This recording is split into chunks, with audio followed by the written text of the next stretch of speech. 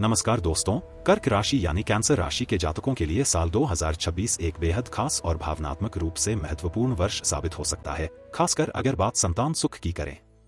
पिछले कुछ वर्षों से जिन लोगों को संतान प्राप्ति में देरी, मानसिक तनाव या बार बार प्रयासों के बावजूद निराशा का सामना करना पड़ा है, उनके लिए यह वर्ष उम्मीद की एक नई किरण लेकर आ सकता है।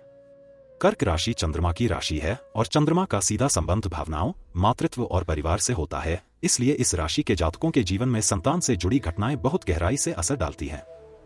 2026 में ग्रहों की चाल कुछ ऐसे संकेत दे रही है जो यह बताती है कि यह साल केवल प्रयासों का नहीं, बल्कि फल प्राप्ति का भी हो सकता है। हालांकि हर किसी के लिए परिणाम समान नहीं होंगे, लेकिन जिनकी कुंडली में पहले से संतान योग मौजूद है, उनके लिए यह समय सक्रिय होने वाला है। साल 2026 में सबसे महत्वपूर्ण भूमिका निभाने वाले ग्रह हैं बृहस्पति यानी गुरु, शनि, राहु और केतु। कर्क राशि के लिए गुरु का गोचर बेहद निर्णायक माना जाता है, क्योंकि गुरु को संतान का कारक ग्रह कहा जाता है। 2026 में गुरु की स्थिति ऐसी बन रही है जो पंचम भाव यानी संतान भाव को सक्रिय करने का संकेत देती है।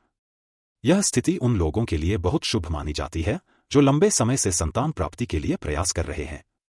गुरु की दृष्टि जब पंचम भाव या उसके स्वामी पर पड़ती है तो संतान योग मजबूत होता है और सकारात्मक परिणाम मिलने की संभावना बढ़ जाती है। शनि की बात करें तो शनि का प्रभाव इस साल स्थिरता देने वाला रहेगा, लेकिन साथ ही यह भी सुनिश्चित करेगा कि जो भी फल मिलेगा वह पूरी मेहनत और धैर्य के बाद ही मिलेगा। शनि की स्थिति यह संकेत देती है कि अगर आपने पिछले वर्षों में संघर्ष किया है तो 2026 में उसका फल मिलने का समय आ सकता है। वहीं राहु और केतु की चाल कुछ समय के लिए मानसिक भ्रम और चिंता पैदा कर सकती है, लेकिन यदि सही समय पर सही निर्णय लिया जाए तो ये ग्रह भी अंततः लाभ देने वाले बन सकते हैं। अगर हम 2024 और 2025 की तुलना 2026 से करें तो एक बहुत बड़ा अंतर साफ दिखाई देता है। पिछले 2 वर्षों में कई कर्क राशि के जातकों को संतान सुख के मामले में रुकावटें, देरी और अनिश्चितता का सामना करना पड़ा।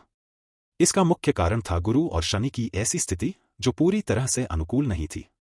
कई बार योग बनने के बावजूद परिणाम नहीं मिल पाता था, जिससे मानसिक तनाव बढ़ता था और आत्मविश्वास भी कम होता था। लेकिन 2026 में ग्रहों का संतुलन पहले की तुलना में काफी बेहतर हो रहा है।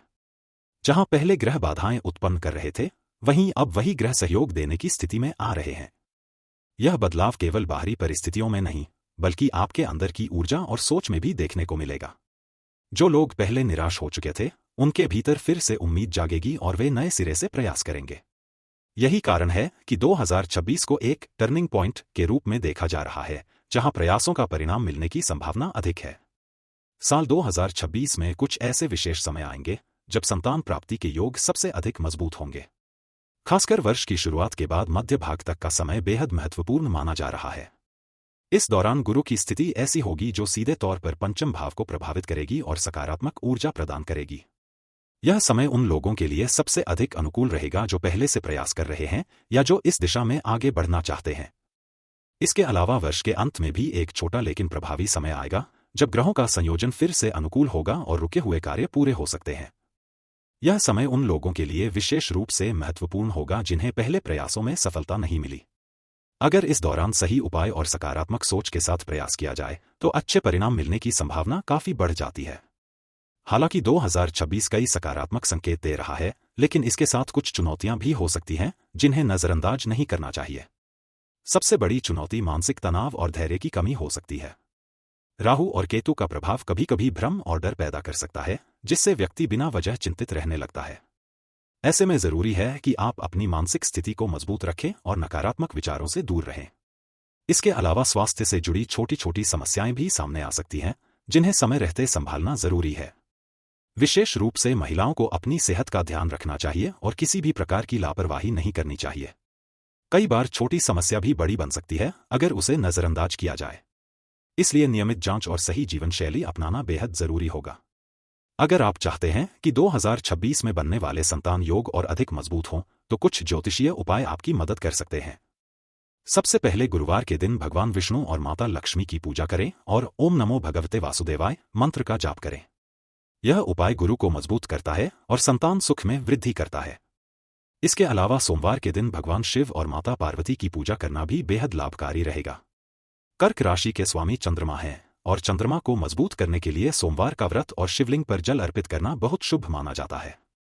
पीपल के वृक्ष की सेवा करना, जरूरतमंद बच्चों को भोजन कराना और केले के वृक्ष की पूजा करना भी संतान सुख के लिए अत्यंत लाभकारी उपाय माने जाते हैं।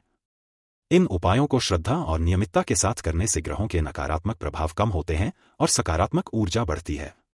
अंत में अगर सीधा जवाब दिया जाए तो कर्क राशि के लिए 2026 में संतान सुख मिलने की संभावना पहले की तुलना में काफी अधिक है। यह साल उन लोगों के लिए खास हो सकता है जो लंबे समय से इस सुख की प्रतीक्षा कर रहे हैं।